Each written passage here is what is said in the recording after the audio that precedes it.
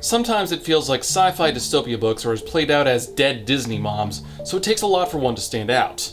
There are thousands of cookie-cutter entries in the genre, so why should you pay attention to one title over another? Fortunately, Daniel Greene's new book, Neon Ghosts: A Witch's Sin, distinguishes itself, and for good reason. From the characters to the architecture of the megacity 703, to the societal norms of invasive ads and vampires of all things, Greene has several unique ideas that mesh together to amplify the sum total of all of the parts.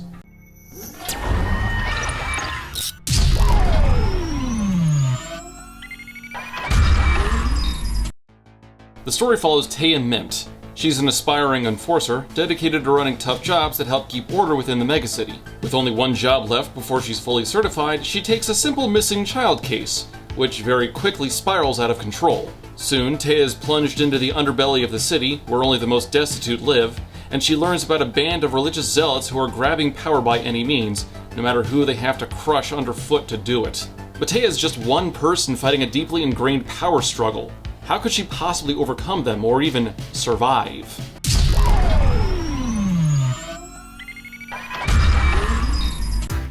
"703 isn't just a regular large city like what you'll find in Judge Dredd. It's a massive tower, with each floor effectively acting as its own zone with buildings, parks, schools, businesses, and citizens.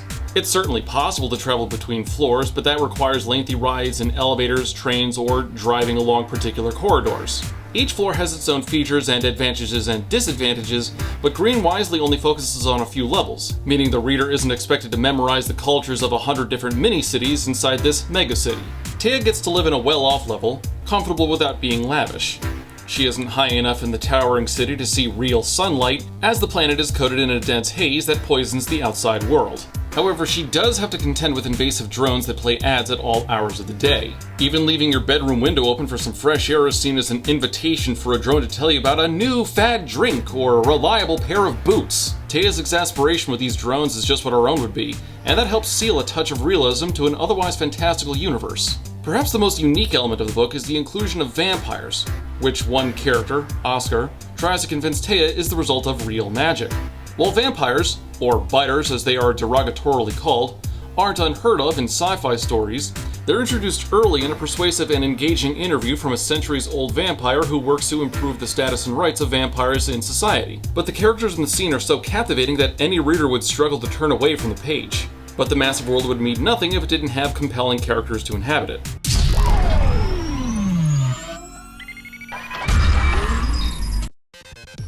Taya is tenacity personified. She'll take a punch, then ask for another, but only so she can pull a gun at the last second. She has some advantages given to her, such as the advanced AI she uses to bypass the occasional security doodad or locked door, but her biggest strength is her refusal to give up when she thinks she's pursuing answers she wants. That isn't to say she's perfect, far from it. She gets high frequently, in part to escape the misery she felt when her fiancé died, and she wasn't able to comfort him in the end. For that same reason, she runs towards trouble, rather destructively. That recklessness puts her in mortal peril on several occasions, but it does give us some thrilling action scenes. One of the biggest draws to Neon Ghosts is seeing how Taya changes over the course of the book. The more she learned about the truth of the world, the more she dug her heels in. She also bought herself several upgrades to the advanced cybernetic implants she could buy, called Wear. The longer the book goes on, the stronger Taya has to become, and she stacks more and more gear in a way that reminded me of cyberpunk edgerunners, just without the cyberpsychosis. Of course, Taya isn't alone in her adventure. From the start, she's joined by Juno, her best friend and one of her closest confidants. Juno is a student who checks in on Taya from time to time, aware of what happened to Taya's fiancé and how much support the fledgling enforcer needs. She came across as a perky little sister, a ray of sunshine in an otherwise murky environment. As an enforcer, Taya also needs support from the police, and that's where Quinn comes in. He's an older, experienced officer, set in his ways, and a little corrupt, but he does what he can to help Taya and keep her alive. He's the one who gave her an illegal AI upgrade, and he tries to steer her away from jobs that he thinks are too dangerous. He doesn't always do the right thing, but he does try to watch out for Taya. Something easier said than done. Quinn's experience is why Taya has the skills to survive her new job as well as she can, but when she slowly turns away from his advice, Quinn's fortitude comes into question. The most unlikely member of Taya's crew turns out to be a member of the underbelly, Oscar, an actual vampire. In this world, set centuries in the future, vampires are real and some strive to overcome their brutal animalistic nature. Oscar is something of a pragmatist who only wants a better life than what living amidst the muck of the bottom floors affords him. He understands the duality of vampirism, sympathizing with other vamps who struggle against their baser urges to drink people while subsiding on pack blood, the more approved method of vampires gaining nutrients. Oscar is Taya's first view into the lesser side of 703. His experience with not just vampirism, but the lower levels of the megacity is what Taya reluctantly finds herself relying on to solve not just her case, but explore what's really wrong with 703. The two of them form an uneasy partnership. The question then becomes, is Oscar really that reliable, or will Taya's preconceptions of vampires drive her to kill the bloodsucker?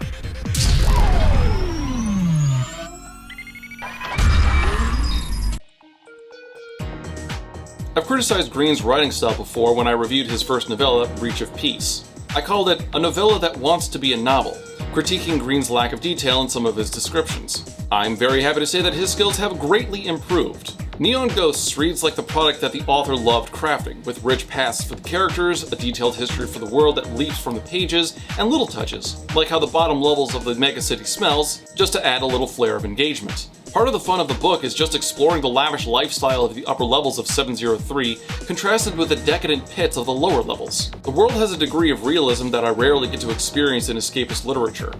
And a great many details are revealed through the characters, either through them griping about their day-to-day, or more knowledgeable characters warning others about particular dangers. The story is told with a depth and grit that I haven't seen since Altered Carbon, and yet there's a sprinkling of optimism with the characters that helps the reader immerse themselves in the story. You start reading the story because the characters are compelling, but you keep reading because the prose flows as smoothly as silk.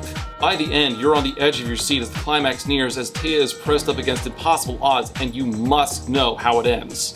But if there was any criticism to levy against the book, it would be in some of the action scenes.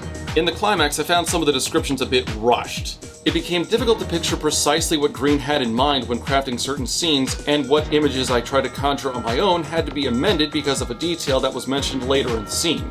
This made the ending action scenes bumpier than they were meant to be, but it was only a mild frustration and didn't completely derail my investment in the plot or characters. Fortunately, this is only a problem very late in the book and does not ruin that many prior action scenes up to that point. By the time you get to the end, you'll already be so invested that a few bumps in the prose won't deter you from finding out how the story concludes.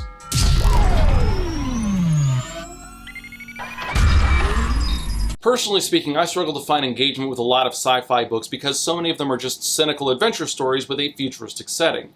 But fortunately, Greene has something different on his hands. Taya has a magnetic personality, the type of character that when driven to wit's end doesn't give in and just reveals her inner badass.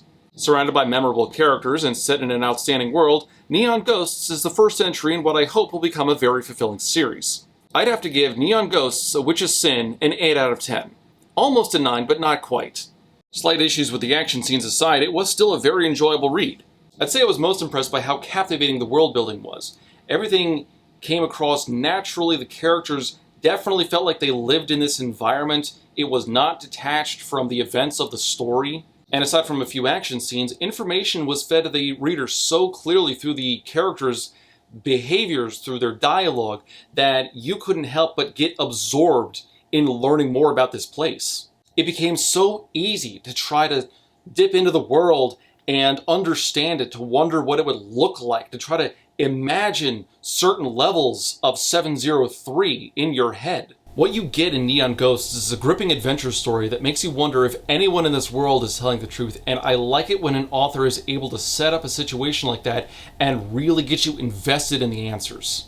Even if you're not a fan of sci-fi books, there are enough adventure and fantasy elements to make Neon Ghosts very approachable. By the time this video goes out, the ebooks version should be available, link in the description for that, and there is a Kickstarter for a short period of time for the paperback and hardcover editions. If you want a little more information, you can check out Daniel Greene's channel. He has recently done a book cover reveal for Neon Ghosts, as well as a trailer for the book. And special thanks to Daniel for sending me an advanced reader copy of his book. I rather enjoyed it, and I think a good number of you will enjoy it as well. Especially because I needed a break from the crap I normally review on this channel.